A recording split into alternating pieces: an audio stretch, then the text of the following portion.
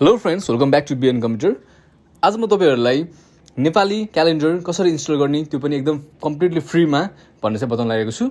So यसको लागि चाहिँ you need to have a backup file, र यो चाहिँ तपाईँले इन्टरनेट गुगलमा चाहिँ यु क्यान गेट इजिली यसको ब्याकअप फाइल, नत्र भने चाहिँ यु क्यान कमेन्ट मी, म तपाईँलाई यसको लिङ्क चाहिँ राखिदिन्छु। सो त्यसको लागि पहिला सुरुमा त्यो फोल्डरलाई ओपन गर्नुहोस्, र त्यसपछि फर्स्टमा तपाईँले देख्न सक्नुहुन्छ 3टा फन्ट छ यहाँ, त्यो फन्टहरूलाई चाहिँ इन्स्टल गर्नुहोस् हैन। र त्यो इन्स्टल गर्नु भइसकेपछि you can see your set of file, त्यसलाई चाहिँ डबल क्लिक गरेर एस गरेर नेक्स्ट गर्दै जानुहोस् हैन। त्यसलाई चाहिँ इन्स्टल गर्नुहोस् कम्प्लिटली, फिनिसमा क्लिक गर्नुहोस्। त्यसपछि यु क्यान सी नेपालको जुन यो झन्डा छ त्यसको चाहिँ तपाईँले आइकन देख्न सक्नुहुन्छ नेपालको झन्डाको, त्यसलाई डबल क्लिक गर्नुहोस् हैन।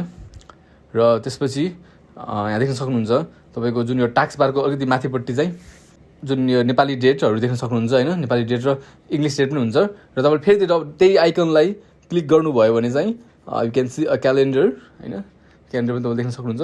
सो एकदमै सजिलो हुन्छ, यस नेपाली इङ्ग्लिस दुइटै एकचोटि सजिलो हेर्न मिल्छ नेपाली क्यालेन्डर। हाम्रो चाहिँ डेट पनि चेन्ज गरेर, डेट पनि